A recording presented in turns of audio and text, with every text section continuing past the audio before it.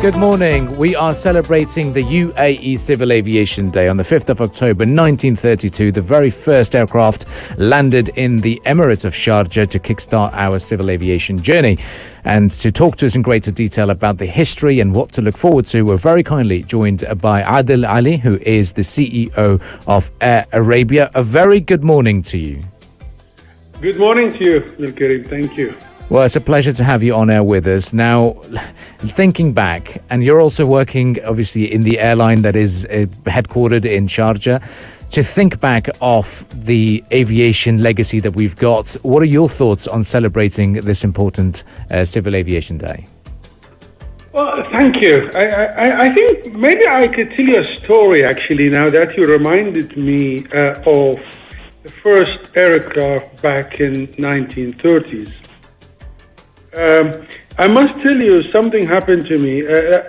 First time I came to Sharjah, when I was working for British Airways in 1987 or 88, I came to see my current chairman, who at the time was the chairman of Civil Aviation, Sharjah.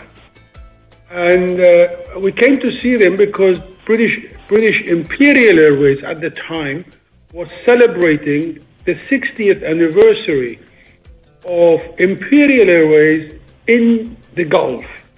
And Sharjah was one of the key airports that back in the 30s, the aircraft used to land in it. So you just reminded me, and I thought I'll share that story with you. And we've come a long way, since the 1930s, and rightfully so. But I want to talk about the modern Sharjah Airport, which is, of course, having that incredible 2.4 billion dirham expansion. How is this expansion going to be supporting Air Arabia's operations here in the Emirate of Sharjah? Yeah, look, I think, Karim, first, celebrating a countrywide National Civil Aviation Day is a deserved one, and I think it's the right thing to do.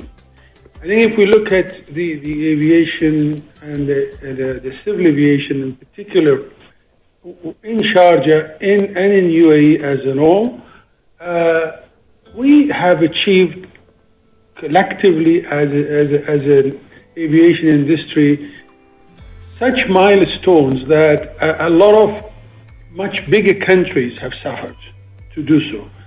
And it has been achieved at a very high standard and good quality and commercially viable. Airlines is something that is not just transport people from a point to a point, but as well, it's a great ambassador for a country, for an emirate. So, for example, Air Arabia is a good ambassador in 130 airports around the world for Sharjah. So everybody knows that we are from Sharjah, that it's a good airline from Sharjah. Even people are further abroad that we don't operate to, they recognize that this is a Sharjah airline and therefore ambassadorial. But I think we as a country, Emirate of Sharjah, in the last 2 decades, what we have achieved in terms of civil aviation, in terms of aviation business, has been just phenomenal. And this is, I think, it's only the start. So it is good cause. We should congratulate everybody in this industry collectively, whether it's airport, airlines, and all the other support services that they provide. Excellent achievement and a long way to go. Amazing. Indeed, a long way to go. And, we've seen how these airlines have flourished. We've got those 2 big international carriers over here, and we've got a low-cost carrier as well. Carriers also celebrating their success. Speaking about the wonderful Q2 profits that we had for this year for Air Arabia. Now, it's still too early to discuss Q3, but talk to us about the expectations of Air Arabia's growth and with the Sharjah Airport expansion ahead. It must be a very exciting time to be operating from this airport, and there is, inshallah, a very good future ahead. Yeah, absolutely. I think let me just break it into 2. Of course, it's the airport expansion, which is a fantastic thing to happen. But I think before that, let me touch on the results that you asked me. This year, particularly, I think post-pandemic, it's been a great recovery of business for all of us. But you may recall that Air Arabia has been a profitable airline all the way through. The only year that we have not achieved profitability operationally was 2020 because we were not flying due to pandemic. Otherwise, it's been profitable. Quarter 3 and 2023 so far has been an exceptional year. And I think for a number of reasons, the demand is exceeding the supply in the market. The yield has been holding. And as the normality will start, we probably will see a dip in the yield across the industry altogether, which is good for the customer. They will be able to fly paying a little bit cheaper, lower tickets. But the profitability for us is a combination of making sure that we have the right network, we have the right seat factors on the aircraft, and I think it has proven itself. Air Arabia, Sharjah, is that over the last 20 years that we have been operating, and by the way, I don't know if you know, this year we, on 28th of October, we will be celebrating our 20th anniversary as an airline that it started. So, and it's been a good business for us. And the contribution of Q3 particularly was normally Q3 is a quieter month, but this year has been great business movement in the country as that is developed. Tourism has increased coming into the place. And I think the local business itself has been going out a lot to search for other combination of those things. Our policy on fuel hedging has worked extremely well for us over the years, and this year particularly has done well. And the overall efficiency. Our business model is all about efficiency, making sure cost is managed well, revenues maximized, and that creates the profitability in the business. And have the new destinations that have been added by Air Arabia, like the flights to Milan, been a reason for the profitability of the airline? So yes, I think Milan is a new airline, a new destination, and normally when you launch any destination, it takes up to 2 to 3 years before you see the bottom line profitability. But it's an expansion of a network, and it contributes to overall bottom line of the business in terms of how you utilize your airplanes to logistics. And I won't confuse your listeners with they're trying to explain it. But I think because of the technology and the ability of the aircrafts that we use to go further now with our 321 airplanes, we have expanded into 3 new routes in this year, and mainly they were Milan, as you mentioned, and in the Southeast Asia we have introduced Kuala Lumpur in Malaysia and Bangkok in Thailand.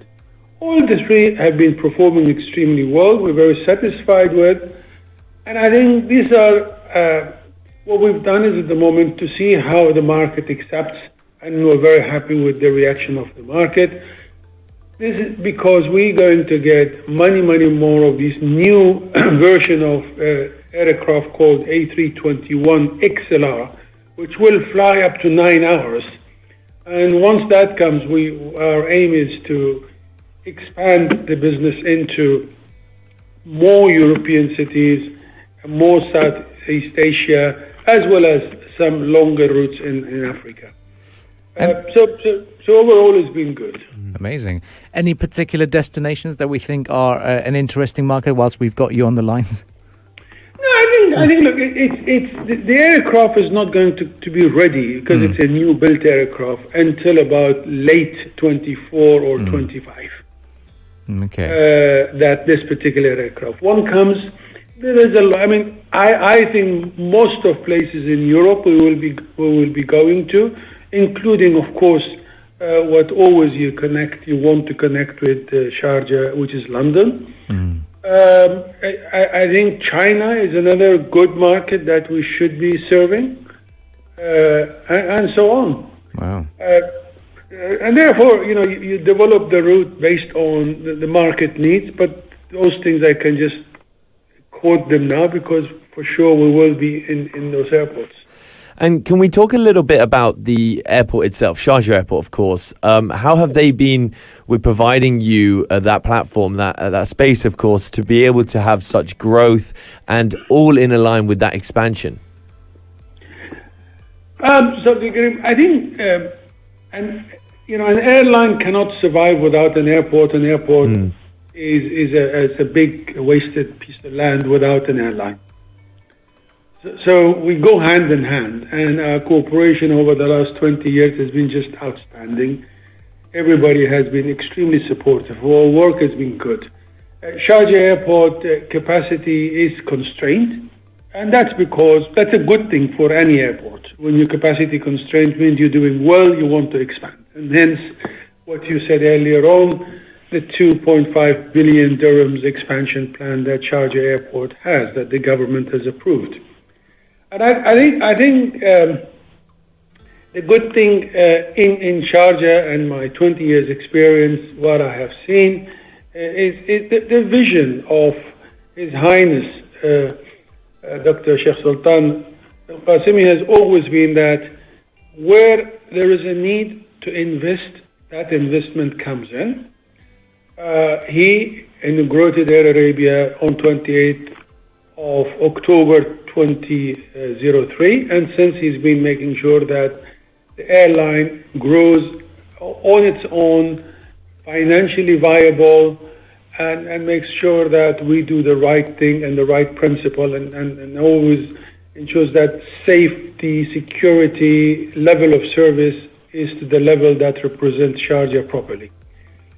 Same thing exactly is happening at the airport with his view, with his vision, with approval of the capital for the airport expansion. I think the expansion in itself is overdue. The sooner it happens, the better. Unfortunately, because of the pandemic and everything else that took place in the life beyond individuals' control, things slipped a little bit. But I know at the moment the Director General of the Sharjah Airport, the Chairman of Sharjah Airport Authority, the Chairman of Sharjah Civil Aviation Department, are working hand in hand to make sure that that terminals and expansion is going to be ready as soon as possible. The good thing that we have at Sharjah, of course, is the airport is very friendly.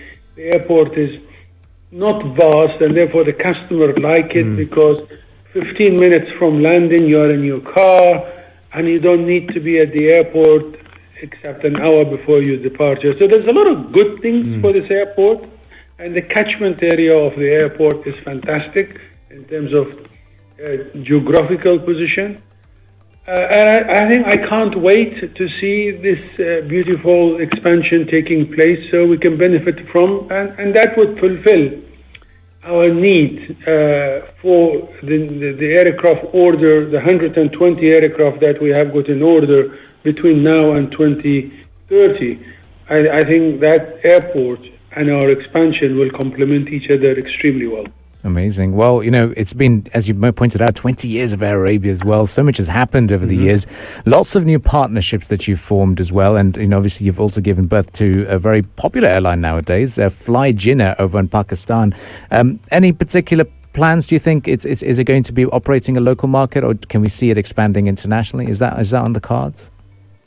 Yeah, so our business model is twofold. We obviously have created this in Sharjah 20 years back, and Air Arabia has made sure that they built all the infrastructure in Sharjah. There's a huge infrastructure being built over the last 20 years at various technical ability, operational capabilities, technology capabilities, catering is speciality for an aircraft, and so on, and management expertise have all been based here in Sharjah to serve the number of hubs that we have. And I'll come to Pakistan in a minute. So we started about 12 years ago a hub in Morocco. So out of Morocco, we have got an airline called Air Arabia Morocco, which we managed from this end. and they operate to about 40 airports in Europe. Almost every key city in France, Spain, Italy, Switzerland, Netherlands, we operate to, including UK. That does that job. Then, a similar time, we opened another hub in Egypt called Air Arabia Egypt. And from there, we do operate into Little of Africa, Middle East, and Europe. Lately, during pandemic, we then set up a hub in Abu Dhabi, which in joint venture with Etihad, and we operate to about 45 airports from Abu Dhabi. And of course, Ras Al Khaimah has been one of our key airports that we've been operating out of for the last 7 or 8 years, and that partnership has been going very well. Lately, we have established an airline in Pakistan called Fly Jinnah, and again, we've got a fantastic partner there that we've sort of cooperated with. We saw Pakistan with over 200 million population. It's a great place to have a good connectivity to it. The law in Pakistan, if you start an airline, it gives you have to do 1 year of domestic operation, which I'm happy to say that we will be completing that by November. Once that is complete, then we will be applying for international routes, and very much so we will be expanding internationally to wherever we can reach from Pakistan. Returning to normality, and as a consumer of flying, we absolutely love traveling here in the country. I'd like to ask, sir, have you noticed that the excitement, the consumer confidence has returned to the world of traveling, especially in Air Arabia when it comes to following the pandemic? That's a very interesting and a good topic to talk about. I think we got to recognize that pandemic stopped people traveling. People did not stop traveling. Mm-hmm. And it was, and everything, when you stop airplanes, people can't do it. But what was more interesting is once, as soon as it opened up, we saw the demand just hitting the roof, not just in UAE, but globally. Everywhere that as soon as they opened, they wanted to. In fact, I think there is a research done by McKinsey's sort of a year ago, which clearly indicates that what has happened over the pandemic period, consumers generally shifted their mind from buying products to enjoying life. And a big part of enjoying life is traveling and going on holidays. But to that testimony, we have seen a continuous growth as soon as the airports and the people were able to travel. Now, UAE was unique in this because UAE has successfully managed the pandemic. And by hindsight, when you look at, we were all frustrated at the time of pandemic and during the lockdown and all those sort of things. But the result of all of what happened and the vaccines and so on made sure that we will be, as a country, the first to open our doors and have the ability to open the air travel and business back to normality. And because of that achievement that the government has put in place at the beginning, we saw tourists coming in and visitors coming in very quickly, and we saw people from the country moving out to travel and so on. As of today, I think I would be reasonable to claim that when you travel, you forgot that there was something called pandemic. Generally, people traveling normal, airports are full globally and locally. And everybody's flying, and this is why the demand is still exceeding the supply in the marketplace. Amazing. It is amazing to see that we had this big revenge tourism and that people were still willing to fly because they want to. It's almost become a necessity at this stage. Now, as we conclude the discussions, I'd like to also touch on, obviously still the oil prices are quite high and a lot of consumers might be worried, when is it going to trickle down on our airfares? What do you expect over the coming few months in terms of, consumer confidence changing if the airfares were to climb in line with the higher oil prices? Okay, I just want to sort of take a minute to get into this because it's very interesting. So twofold. One is fuel oil price itself, and I think if we just reflect back the last 20 or 30 years, the oil price has never been stable. It's a commodity that continues going up and down. And whomever is in transport business, not just in the air transport, in any form or shape of transport business, by now they should have recognized that this is normal, and you got them to build contingency to make sure that this is incorporated into the normal business model. For Air Arabia Group, what we do and apply what we call fuel hedging. So we hedge ahead 2-3 years before when the prices are right, and that helps us to manage our cost and predict better productivity and planning of the future outcome. Now, having said that,